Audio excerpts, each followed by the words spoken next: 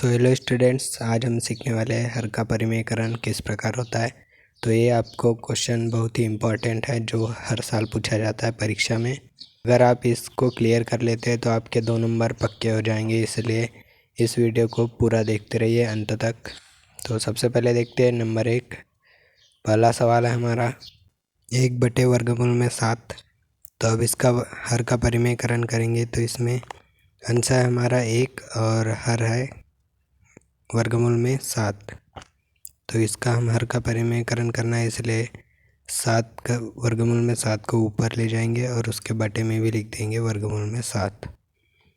तो चूँकि हर हमारा वर्गमूल में 7 है तो उसी का गुना हम अंश के साथ और हर के साथ दोनों के साथ करते हैं। का गुना हम करेंगे वर्गमूल में 7 के साथ, और वर्गमूल में 7 का गुना हम कर देंगे वर्गमूल में 7 के साथ। तो अंश का गुना अंश के साथ और हर का गुना हर के साथ। तो इसके बाद हमारा आ जाएगा वर्गमूल में 7 का गुना करेंगे 1 के साथ, तो आ जाएगा वर्गमूल में 7 बटे में वर्गमूल में 7 का गुना करेंगे वर्गमूल में 7 के साथ, तो ये आ जाएगा हमारा 7। जैसे कि हम √2 का गुना √2 के साथ करते हैं तो हमें मिलेगा 2। तो जब हम दो संख्याओं का गुना करते हैं जो कि वर्गमूल में होती है तो वर्गमूल हट जाता है और वही संख्या हमें प्राप्त होती है। हम 2 को इस प्रकार लिख सकते हैं √2 और गुणित में √2, और उसी प्रकार 7 को भी हम लिख सकते हैं √7 गुणित √7। तो ये हो जाएगा हमारा आंसर। इसके बाद देखते हैं दूसरा सवाल। तो हमारा दूसरा सवाल है 1/में √5 प्लस √2। यहाँ पर हमारा अंश है 1 और हर है √5 प्लस √2। तो हमें परिमेयकरण करना है √5 प्लस √2 का। तो √5 प्लस √2, तो इसी का गुना हम कर देते हैं अंश में, इसके अंश में कर देते हैं इसी का गुना। चिन्ह बदल जाता है यहाँ, और फिर हर में भी इसी संख्या का गुना चिन्ह बदल कर दे। इनके बीच में जो चिन्ह दिया जाता है वो चिन्ह परिवर्तित हो जाता है। जैसे यहाँ प्लस है तो यहाँ हो जाएगा माइनस, और यहाँ अगर घटाना का चिन्ह रहा तो हो जाता प्लस। तो यहाँ पर हमें प्लस का चिन्ह दिया गया है इसलिए यहाँ हो जाएगा माइनस का।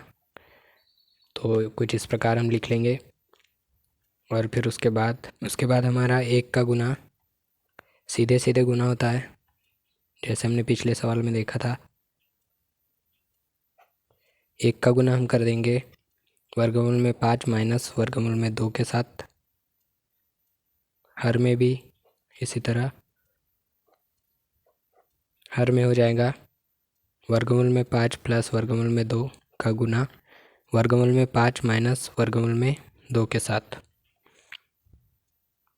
इसके बाद आएगा 1 का गुना हम इस संख्या के साथ करेंगे, इन दोनों के साथ, तो हमारा वही संख्या प्राप्त होंगी जो कि है वर्गमूल में 5 माइनस वर्गमूल में 2।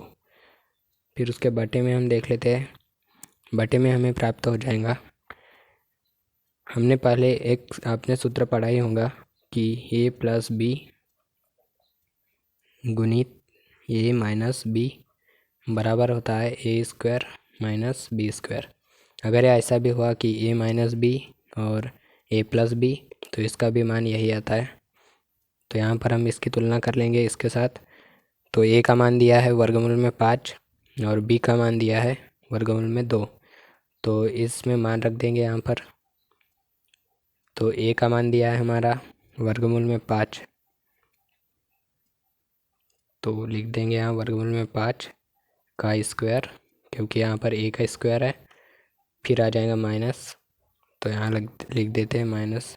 फिर हम देखते हैं कि यहाँ दिया है b का स्क्वायर, तो b का मान है हमारा वर्गमूल में 2, तो इसका लगा देंगे स्क्वायर। तो अब जैसे कि हमने पढ़ा था कि पिछले सवाल में वर्गमूल में 7 गुणित वर्गमूल में 7 बराबर होता है 7। तो क्योंकि यहाँ पर वर्गमूल में 5 का दिया है स्क्वायर, वर्गमूल में 5 की घात 2 दी है, तो वर्गमूल में 5 की घात 2 को हम वर्गमूल में 5 गुणित वर्गमूल में 5 ऐसा लिख सकते हैं।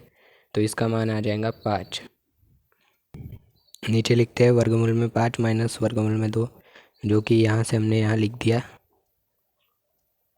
उसके बटे में जैसे कि हमने इसका मान निकाला है 5, वर्गमूल में 5 की घात 2 का मान लिख देंगे यहाँ 5, और फिर हम वर्गमूल में 2 की घात 2 को वर्गमूल में 2 गुणित वर्गमूल में 2 लिख सकते हैं।